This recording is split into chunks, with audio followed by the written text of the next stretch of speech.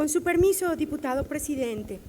Apreciados diputadas y diputados, el dictamen que está a consideración recoge las premisas que desde la 61ª legislatura los entonces senadores del Grupo Parlamentario del Partido Acción Nacional impulsamos para establecer lineamientos de disciplina financiera y responsabilidad hacendaria en la contratación del crédito público de las entidades federativas y de los municipios.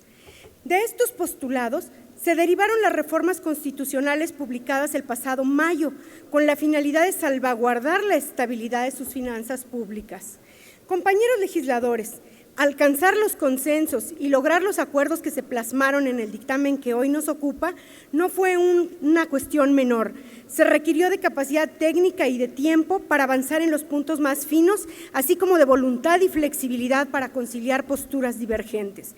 Este proceso reflejó nuestra convicción federalista, pues en países como el nuestro, en el que las entidades federativas gozan constitucionalmente de la libertad financiera, poner en marcha reglas que los restrinjan requiere de acuerdos políticos de una envergadura mayor.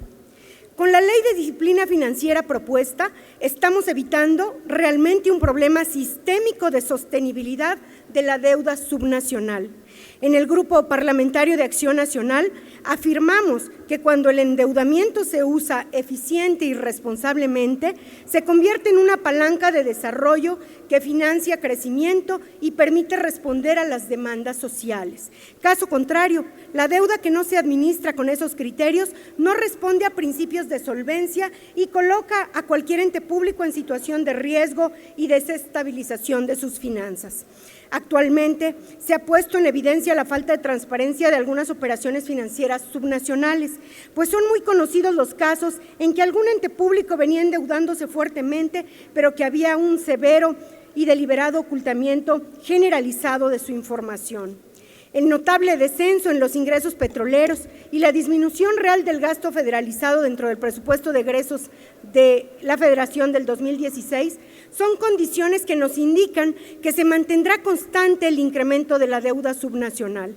Recientemente, el endeudamiento de entidades y municipios ha tenido un comportamiento exacerbado. El saldo histórico de las obligaciones financieras subnacionales se ha incrementado desmesuradamente en los últimos años. En 2001 se registraba un total de 100,000 millones de pesos, que ya para 2015 están rebasando los 500,000 millones de pesos. La información disponible a nivel estatal sugiere que las entidades están presionadas fuertemente por rubros de gasto como educación, salud y seguridad pública.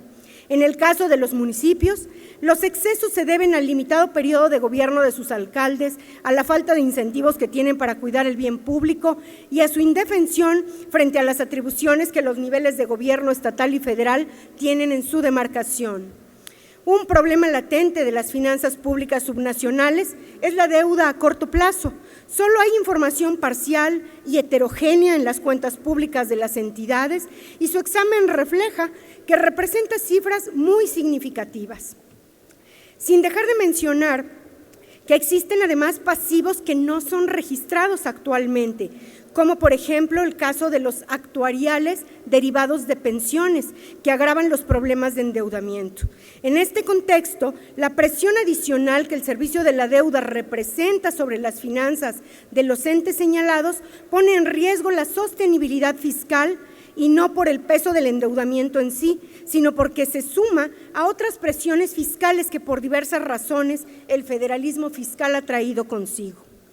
A raíz de la reforma constitucional en materia de disciplina financiera, se modificó sustancialmente el equilibrio entre la soberanía de las entidades subnacionales y la autoridad regulatoria de los poderes federales, por lo que para brindar plena seguridad jurídica a los 3 órdenes de gobierno involucrados, se vuelve aún más imperativo contar con un marco normativo de responsabilidad hacendaria y de disciplina financiera como el que se está sometiendo a consideración en este pleno. En el Grupo Parlamentario del PAN, consideramos que el simple hecho de aprobar esta ley no detendrá el endeudamiento irresponsable ni eliminará el endeudamiento de corto plazo o el de proveedores, así como tampoco terminará con la deuda del sistema de pensiones. Pero de lo que sí estamos muy seguros en Acción Nacional es que la ley que se discute hoy establece principios de transparencia financiera, de balance presupuestario, de control del crédito público, de plena publicidad de los niveles de endeudamiento, de rendición de cuentas de los entes obligados ante las legislaturas locales y en casos específicos en que estos tengan elevados niveles de deuda, de rendición de cuentas ante el Congreso de la Unión por medio de la comisión bicameral correspondiente. Con esta ley se abre la puerta a la transparencia para que a través de un registro público único se inscriban la totalidad de financiamientos y obligaciones contratados por las entidades federativas y los municipios, y no solamente aquellas que tengan como garantía o fuente de pago las participaciones o aportaciones federales. Es decir, se transparenta en su totalidad las obligaciones de los gobiernos locales. Por su parte, con la creación de la comisión bicameral se va a revisar la celebración de los convenios entre entidades y municipios interesados en contratar deuda con la Federación con el propósito de que puedan cumplirse con los criterios de responsabilidad y de disciplina mínimos para que estos recursos puedan cumplir con lo mandatado en la Constitución.